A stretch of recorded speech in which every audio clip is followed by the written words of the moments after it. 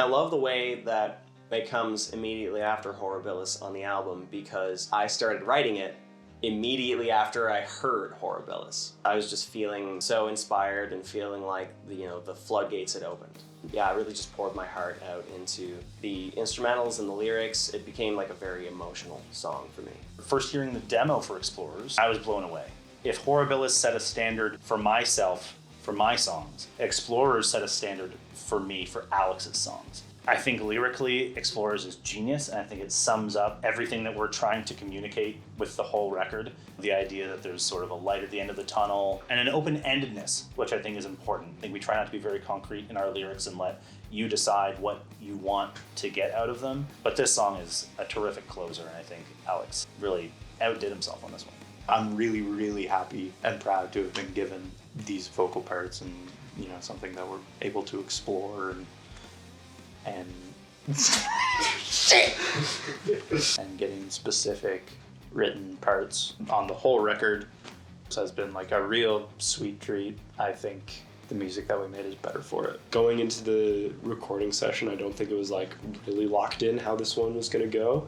So I remember when we were recording it, there's a lot of opportunities to like kind of figure out how things were going to go, which was actually kind of really exciting in the process. In terms of learning it, again, the bits I latch onto, the little part where it comes, like there's the solo and then it comes out of the solo into that last part. There's certain things where like, you gotta play it. That's one of those parts. Dylan played this really awesome fill right at the end before it goes into this, is this all that's left for me, with the very driving drum part. I had my lead, and when I got to tracking my lead and after I had cut up the drums, I was like, oh, I need to write something to this. And so I wrote the lead to follow that drum part. And that was a great example where like, Dylan, you have to play this the same way every time, because now you created the guitar part basically by writing such a cool fill. And that's something that has become integral to the song. Is this all that's left for me? I feel like I'm in church, dude. It's like astounding. I've been watching a lot of videos of like guys in church playing drums, and they always have like a music director talking to them through their microphone. The instruction when it's time to like really rock out and just go, they're like, okay, drive, and they go.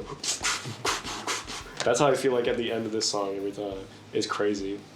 It's like magic. The lead vocals on this song are all one take, first take. But the end of the song, the last line, Alex goes up and he hits this big note, and then I hit stop, and he was shaking, like the emotion was really in there. And then I had to say, hey buddy, we actually clipped the preamp on that one, so you're gonna have to do that again.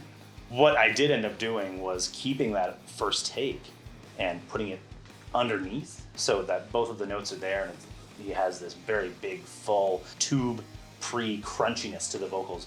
Pretty perfect sequencing in terms of the flow overall, coming right to the end there, and I feel like that has to be the last song. Because of the way that we sort of chose which songs that we did and did not want to play, it just felt really great that everybody wanted to play that song. Hearing it come together in a full band setting with everyone, kind of doing their own thing, bringing their own parts and influences to the table, it almost makes me tear up every single time we play it. It's beautiful.